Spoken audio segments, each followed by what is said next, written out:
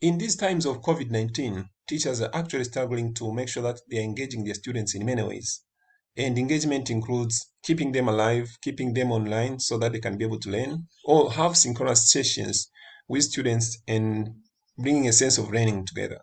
So I'm going to demonstrate on how we can be able to use Zoom tool to be able to have live interactions with students or at the same time have synchronous communication with your students to engage them and see how they can be able to learn better in this particular era when we are in our homes. Students are learning from their homes.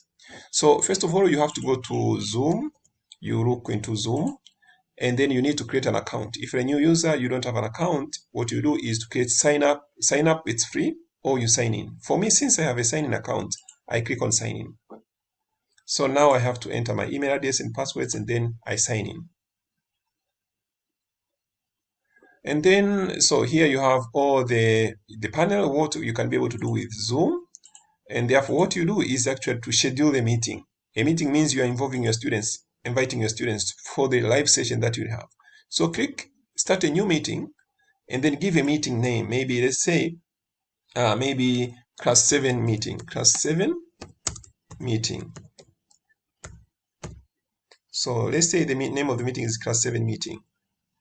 So yeah, class 7 meeting. So maybe give some description.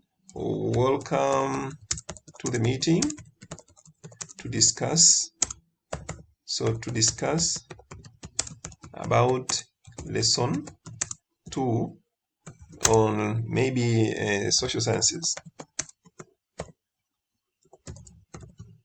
So now when you give description, you set the date. When is this meeting going to happen? Is it on 5th October? So what you do, you click on this calendar here, you adjust your date. So maybe it is tomorrow, May 11, and then at what time? Maybe tomorrow, 3 p.m. So maybe you put 3 p.m. Then you change if it is 3 p.m.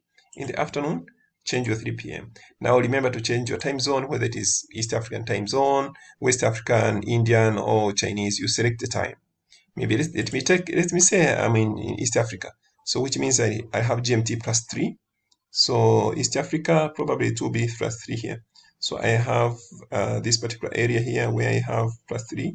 So this could be, maybe I take the time for Nairobi, which is East Africa. And then you put some settings. Do you need to set up a meeting ID or a personal ID? And then I'm leaving it as generate automatically. So I'm leaving it as it is. Do you need a password? If you need a password, you could say, take this one and give to your students. Now, video, do you want it to have host video? Yes. Do you want participants to have their own videos as well? You could say no, or you could say yes. If you have a small number of students, say yes. If it is a large number of students, you could say no, so that it doesn't bring any confusion. So say no, for instance. So no or yes, and then enable join before, mute participants, yes, upon entry, enable waiting room, yes, and then save the meeting. So I am saving it. It's tomorrow, so it gives me the details tomorrow and everything. Then what I do now is to make sure that I'm sharing this, copy this invitation link and send it to my students. Copy meeting invitation and send it to my students. Let me say I'm sending to a group of teachers.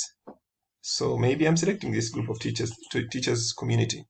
So then what I do, I paste here. And then I say send. So that means the teachers will have a meeting. And now the teachers or students will know that there is a meeting that is coming up, and then they'll join to all. So that's how Zoom is being used. You can send it to many ways, maybe using email, using many ways, email, social media, so that they have this particular meeting. Thank you.